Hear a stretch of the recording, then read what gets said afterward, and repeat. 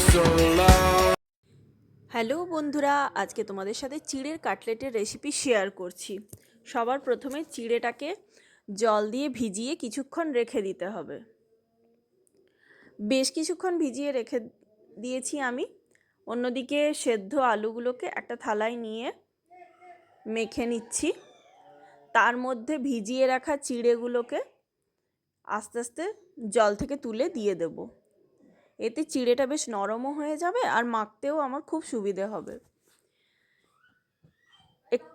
এরপর আমি পুরো চিড়েটা জল থেকে তুলে আলুর সাথে মিশিয়ে ভালোভাবে মেখে নেব। তারপরে গ্রেট করে রাখা গাজর, ধনেপাতা কুচি, কাঁচা লঙ্কা কুচি,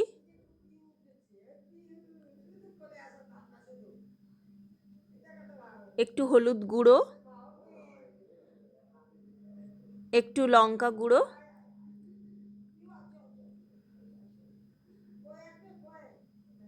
দিয়ে খুব ভালোভাবে, আর একটু নুন দিয়ে খুব ভালোভাবে আমি মাখিয়ে নেব।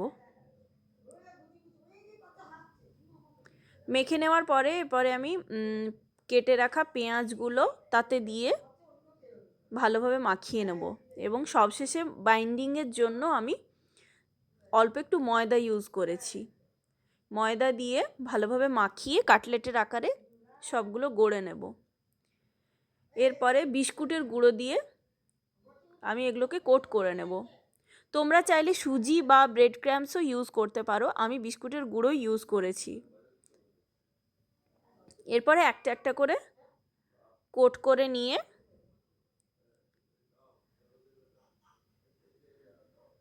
সাদা তেলে আমি খুব ভালোভাবে লাল লাল করে ভেজে নেব। আমাদের তৈরি মুচমুচে চিড়ের কাটলেট। চাইলে তোমরাও একবার ট্রাই করে দেখতে পারো, এটা খুব হেলদিও।